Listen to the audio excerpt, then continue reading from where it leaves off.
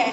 सपने होते हैं परछाई से, जितने कदम चलो उतने बढ़ते जाते हैं। इसी पे आधारित हमारी आज की ये प्रस्तुति।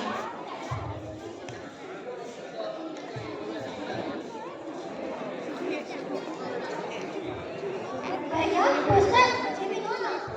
नहीं, मना किया था ना, माँ की मदद करो। पर माँ जी समझ में नहीं आया क्या?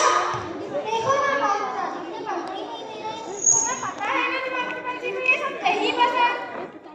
ये क्या शेर लगा रखा है सुबह सुबह? घर में कुछ काम नहीं है क्या? मधु लेकर जाओ उसे।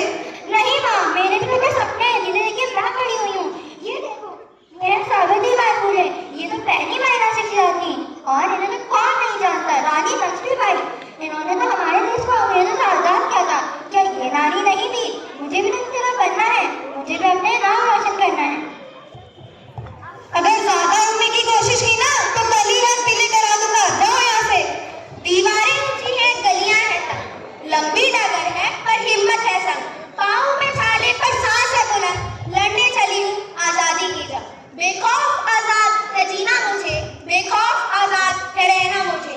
माँ क्या हुआ? मेरी